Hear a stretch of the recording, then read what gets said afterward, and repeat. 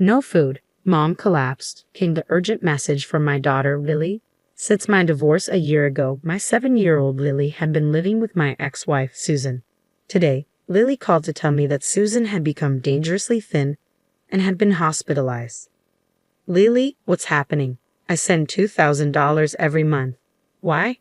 Daddy, please help Mom.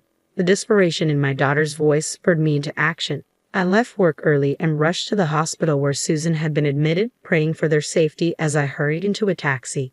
Upon arriving, I found my daughter in tears beside my mother-in-law. Susan lay in bed with her eyes closed, appearing to be asleep. How is Susan, Mother? I asked anxiously. It's a mess. Hospitalized for malnutrition. Pills are piling up. Malnutrition. She said she was on a diet and hardly ate. I told her many times to eat more. I couldn't believe she had neglected her health to this extent. Daddy, will Mom be okay? Lily's voice trembled with worry. Yes, sweetheart, she'll be fine. She just needs to rest in the hospital, and soon everything will be back to normal. Really? Lily clung to me, her tears quieting as she took comfort in my reassurance. A faint smile appeared on her face, but as I held her, I noticed something unsettling. Has Lily lost weight too? I wondered. That's normal for kids during growth spurts, my mother-in-law said, trying to ease my concern. Is that so? I deeply regretted how ignorant I had been of the well-being of Susan and my daughter. Reflecting on our past, I realized I was the cause of our divorce. Back then, as a salesman in a major corporation, I was so busy that I could hardly come home. I left everything about the house and our daughter to Susan, neglecting my responsibilities as a husband and father. This neglect made Susan deeply upset, leading her to ask for a divorce. After the divorce, Susan and Lily moved back to her parents' home, where her father and stepmother lived. Her parents, who had married later in life, feared being alone in old age, so they welcomed Susan and Lily warmly despite Susan's worries about being a burden. Out of my own will, I sent them $2,000 every month, hoping they would live comfortably. Feeling responsible for our divorce, I decided to do everything I could to support them. Initially, our relationship after the divorce was not bad. We often contacted each other, and I kept up with news about my daughter, who had just started grade school. However, in the past 6 months, I had been so busy that I lost touch with my ex-wife. I couldn't help but wonder what had happened to Susan during this period. As I looked at Susan lying on the bed, emaciated, I was deep in thought, filled with regret and concern for her well-being. Isn't this a bit extreme for a diet? I wonder why she felt the need to lose so much weight. Well, who knows? Maybe she found someone she likes. She's still young, after all. James, you can go home. I'll take care of Susan. All right, I'll head home for today. Mother, it must be hard staying with her. How about Lily? She can come to my place. Ha! Really? I want to go, Lily said, happily squeezing my hand. My mother-in-law immediately responded, I'll take care of Lily here. You're busy with work, James, and she needs to go to school. But Lily says she wants to go. I can drop her off and pick her up from school. You're busy with work, and it's difficult for you to take care of her. Plus, you don't even have custody over her. Her reasoning left me at a loss for words. I see. In that case, when she wakes up, could you ask Susan if she'll let me take care of Lily while she's hospitalized? Regardless of what you say, she's still my daughter. Apologizing to my disappointed daughter, I bowed to my mother-in-law and left the room. Looking back, I regretted not insisting on taking Lily home with me right then. Several days passed since Susan was hospitalized. One evening, after work, I returned home to an unexpected sight. My daughter was there. Lily, did you come here all by yourself? Daddy, she said, looking up at me anxiously. Lily was dressed in the same worn-out clothes she had on at the hospital. A faded t-shirt, scuffed shoes, and her hair, clearly self-tied, was in disarray. It was the same discomfort I felt back in the hospital room. At that moment, consumed by concern for Susan, I hadn't paid much attention. But now, the realization hit me like a wave of failure as a father. Inviting Lily into the house, I offered her a cup of hot milk. Doesn't your mom buy you new clothes or shoes? No, it's not like that. Lily shook her head, seeming to struggle with her words as she looked down. I've been working hard, sending money so you and Mom could live comfortably. Has it not been enough? Dad, that's not it. Lily's voice trembled, her eyes brimming with tears. I place a comforting hand on her back, silently urging her to speak. After a moment, she seemed to gather herself, taking a deep breath. Grandma does mean things to me and Mom. She barely lets us eat. No way. Is that really true about Grandma? It's true. I manage because I get lunch at school, but Mom's always hungry. That's why she collapsed. And Grandma goes out every night, and when she comes back in the morning, she always badmouths me and Mom. Since we moved in with Grandma, Mom has been treated like a servant every day. Lily's words, punctuated by tears and frustration, hit me like a ton of bricks. Could Susan's malnutrition be caused by her own mother? How could this happen? If I had stayed in contact, maybe I could have prevented this. Feeling a mix of frustration and helplessness, I bit my lip only to feel a small, warm hand gently touch mine. Dad, don't cry. My heart clenched as Lily bravely smiled at me, holding back her own tears. With her encouragement, I resolved to help my ex-wife and daughter. About a week later, I received a call from the hospital about Susan's scheduled discharge. Normally, the in-laws would have been the first to be informed, but I had made arrangements with the hospital to prevent that. I had become suspicious of my mother-in-law, noticing how she always obstructed my visits with Susan and limited our communication. Her incessant calls, even when Lily was staying with me, coupled with Lily's troubling stories, convinced me that something was amiss. So, I decided to take Susan directly to my house on the day of her discharge without informing my mother-in-law. When Lily and I arrived at the hospital, there was Susan, thinner, yet with a much healthier complexion than when she was admitted. "Thank you for coming to get me. I'm sorry for the trouble." Hearing Susan's voice properly after so long quickened my heartbeat. I was immensely relieved she was alive. Just as I breathed a sigh of relief, Lily rushed to hug her mother. "Mom, I'm so glad you're okay now." "Lily, I'm sorry for worrying you." Their emotional reunion brought a lump to my throat, but I knew we couldn't linger for my mother-in-law to arrive. Hastily, I ushered them into the car and drove home. "It feels nostalgic," Susan said, relieved, as we arrived at the house we once shared. Waiting for the right moment when she seemed calm, I broached the subject. "Actually, Lily told me something." As I asked Susan about the truth of Lily's words, her eyes widened and she awkwardly averted her gaze. What Lily said was true. After our divorce and my return home, my mother began treating me like a maid. Even when I started earning from work, she took all the money. There were even times she wouldn't let me eat because she claimed I didn't earn enough. "Why didn't you talk to me about it?" "How could you say that?" "I couldn't ask for help because I was the one who initiated the divorce. We hadn't been in touch recently, so I assumed you found a new partner. I didn't want to interfere with that."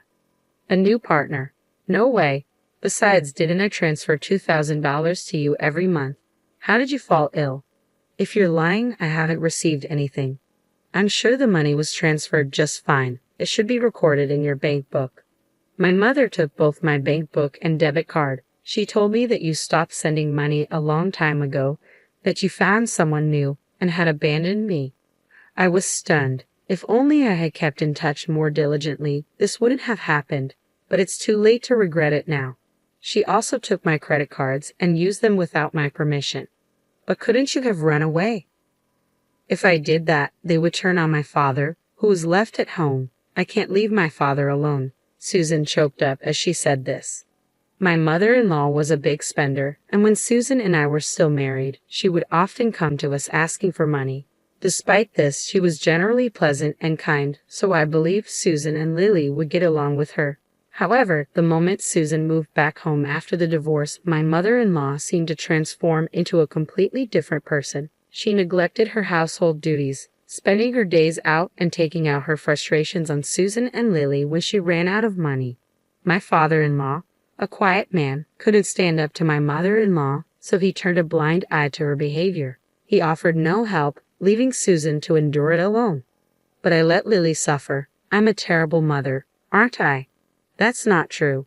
The one at fault is entirely my mother-in-law. I see, thank you. With that, tears quietly streamed down her cheeks. A few days later, I waited for the day my mother-in-law would be out and headed to my in-law's house. When I arrived, my father-in-law, Apollo, greeted me with a deep bow. "I'm truly sorry. I've done a terrible thing to Susan and Lily." "Sir, I've heard about what my mother-in-law has been doing to Susan and Lily. I came here to help them. Upon hearing my straightforward statement, my father-in-law gradually began to speak. I noticed what she's been doing, but I turned a blind eye. I grew afraid to speak up as I saw her change day by day. But I can't bear to see my daughter and granddaughter hurt any longer. His voice trembled with regret. Like me, he wished to protect them both. Sir, could you lend me a hand? I requested his assistance in monitoring my mother-in-law's activities, where she went, how she spent the $2,000 I transferred, and how Susan's credit card was used. Subsequently, I also initiated my own investigation into my mother-in-law's actions. Where have you been? The hospital bills were expensive. You really are one hell of a burden. I overheard my mother-in-law's harsh words to Susan during a visit to their home. On another occasion, I accompanied Susan to her parents' house. As soon as Susan entered, I could hear a loud voice berating her. Ignoring my surprise, my father-in-law turned to Susan and asked, "Are you all right?" Susan trembled in fear from the berating. Rubbing her back, I turned my gaze towards my mother-in-law, who froze for a moment before hastily greeting me. "Oh, welcome. What brings you here so unexpectedly?" I just dropped off little Lily at school and thought I could come over to discuss some matters regarding Susan and Lily without having Lily present. Hope I'm not intruding. Oh, a discussion about what, I wonder? As you can see, we're getting along quite nicely. Saying that, my mother-in-law tapped Susan's shoulder, to which Susan clearly showed her discomfort. Already seated on the living room sofa was my father-in-law. I pulled Susan close, sitting down nearby. I've been transferring money to Susan's account to help out even a little bit after our divorce. Is it true you were using up all the money? What? What money? I know nothing about it. Susan's probably trying to cover up her frivolous spending by blaming me. I wonder where the $2,000 every month is going. What a terrible daughter.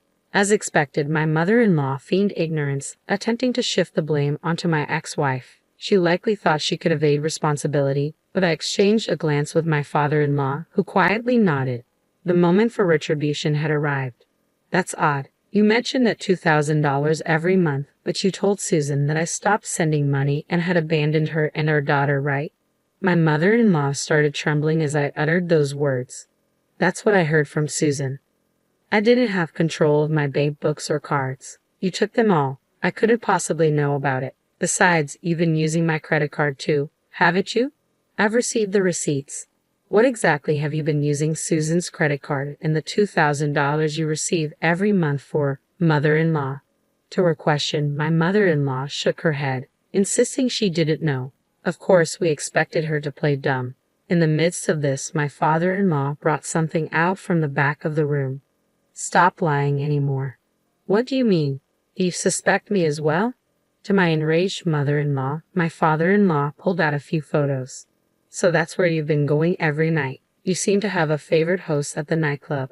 It appears you've been having a grand time using James's money and Susan's credit card. How did you?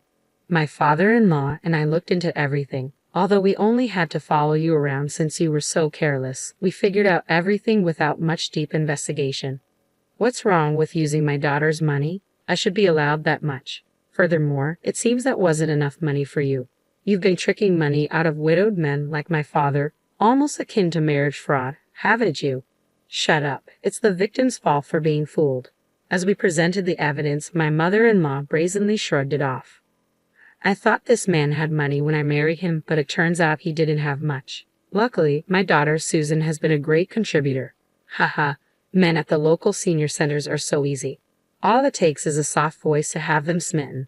Hearing this, my father-in-law's jaw dropped to the ground. Susan and I were at a loss for words. We're calling the police. No, anything but that. At the mention of the police, my mother-in-law turned pale, but I went ahead and called them. Why would you call the police? This isn't looking good for me. So you're aware that what you've done is wrong. Just don't call the cops. I apologize for everything. Forgive me.